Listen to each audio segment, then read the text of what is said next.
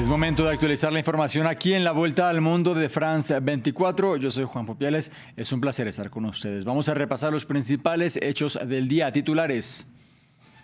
La guerra en Gaza terminó, es lo que afirmó el presidente de Estados Unidos, Donald Trump.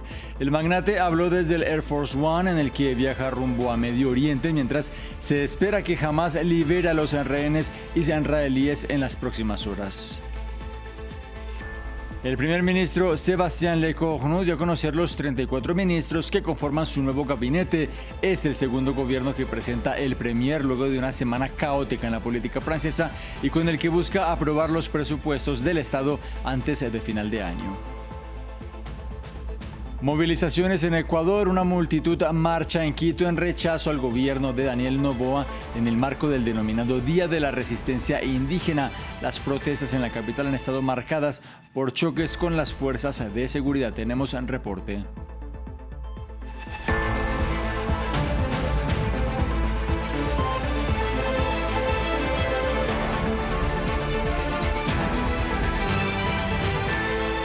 El presidente de Estados Unidos, Donald Trump, afirmó que la guerra en Gaza terminó. Declaraciones que entregó el mandatario rumbo a Medio Oriente, en donde va a liderar una ceremonia en la que se va a firmar el plan acordado entre Hamás e Israel y que está promovido por Washington. El magnate entregó estas palabras desde el Air Force One, en el que viaja con destino a Egipto e Israel. Mientras tanto, en Tel Aviv, una multitud se congrega en la plaza de los rehenes a la espera de ver de nuevo a los 20 cautivos que se cree aún están con vida en manos de la Organización Palestina y que está previsto sean liberados en la madrugada. Será después que Israel procederá a excarcelar a unos 2.000 detenidos palestinos. Escuchemos a Trump. Este es un evento muy especial. Ayer y hoy hubo 500.000 personas en Israel. También los países musulmanes y árabes están aplaudiendo. Todos aplauden al mismo tiempo. Eso nunca había sucedido antes. Normalmente, si uno aplaude, el otro no. El otro es lo contrario. Esta es la primera vez que todos están asombrados y emocionados, y es un honor participar. Y lo vamos a pasar increíble, y será algo que nunca antes había sucedido. Israel, Estados Unidos y Hamás esbozan sus posiciones para el futuro de la Franja de Gaza luego del retorno de los rehenes. Benjamin Netanyahu aseguró que no permitirá que los enemigos de Israel se reagrupen para volver a atacar. A su vez, Estados Unidos, por medio del vicepresidente J.D. Vance, dejó en claro que presionará a todas las partes del conflicto para que la paz sea duradera. Diego Bazzani con el informe.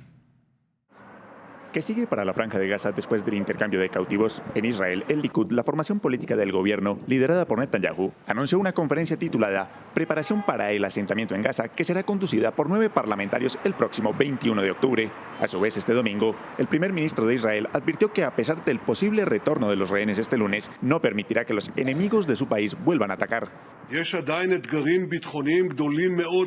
Hemos logrado victorias inmensas, victorias que han maravillado al mundo entero, y quiero decirles esto, en todos los lugares donde hemos luchado hemos ganado, pero también debo decirles que la lucha no ha terminado, que aún nos esperan enormes retos en materia de seguridad.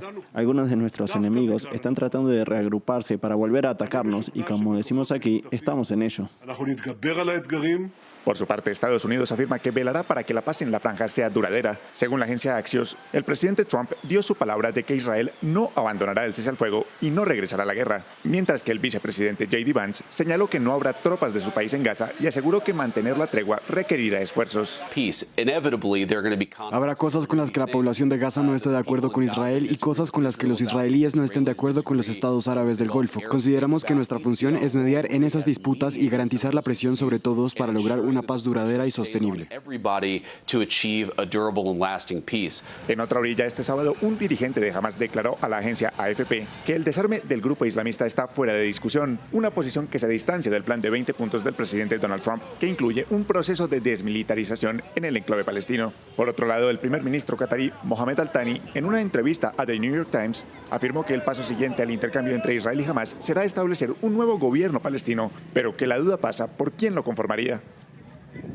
En el plano diplomático se conocen más detalles sobre la ceremonia de este lunes en Sharm el Sheikh, esta turística ciudad egipcia, en donde este lunes tendrá lugar una atípica firma de estos acuerdos. Atípica porque representantes ni de Israel ni de Hamás van a estar en el evento para sellar esta primera fase del plan impulsado por el presidente Donald Trump. Serán precisamente las naciones mediadoras, Estados Unidos, Qatar, Egipto y probablemente Turquía, las que firmen el documento, de acuerdo con fuentes citadas por la agencia AFP. Se espera la asistencia de un total de 20 de líderes mundiales. De otra parte, en Francia, el primer ministro Sébastien Lecornu dio a conocer su nuevo gabinete. Son 34 ministros y secretarios de Estado, 2 menos respecto a su primer ejecutivo, el cual tuvo una duración de apenas 14 horas. Destaca la designación de Laurent Núñez, de origen español, quien abandona su puesto como prefecto de la Policía de París y asume como ministro del Interior. Sucede así al conservador Bruno Retailleau, cuyas críticas al anterior gabinete terminaron precipitando la disolución del Ejecutivo de entonces. Desde el ultraderechista Agrupación Nacional, su líder Marine Le Pen anunció que este mismo lunes va a presentar una moción de censura, la cual solamente saldría adelante si la izquierda en bloque la apoya. Este fue el mensaje de Lecornu. Se nombra un gobierno de misión para elaborar un presupuesto para Francia antes de que finalice el año. Agradezco a las mujeres y los hombres que se comprometen con este gobierno con total libertad, más allá de intereses personales y partidistas. Solo importa una cosa, el interés del país. Es agitada la situación en Madagascar, en donde el gobierno denuncia un intento de golpe de Estado.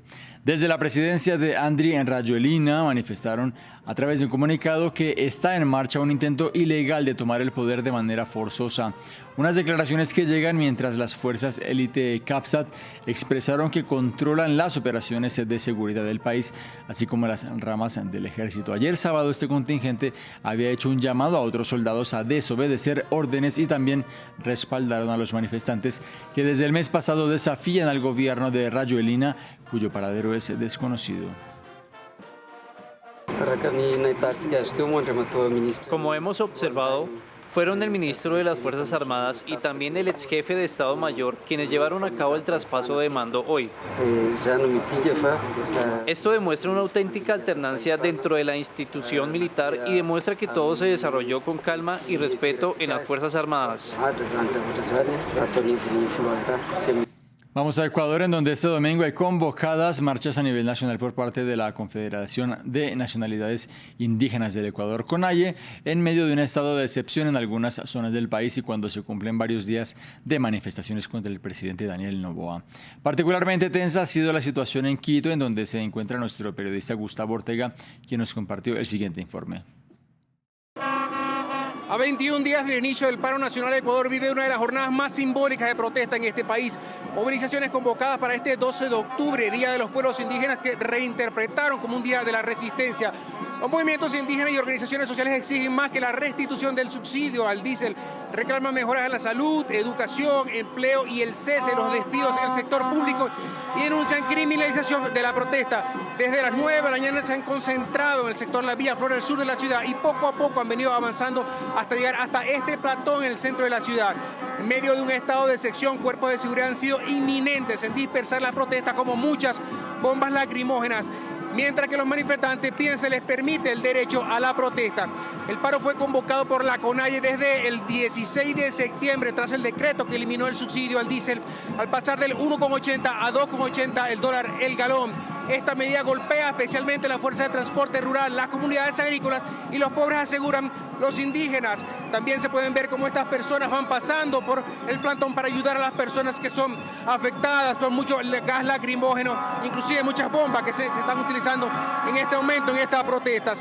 En Quito se ha activado también el plan de defensa de Quito y miles de militares y policías están en puntos estratégicos de la ciudad para proteger la infraestructura clave.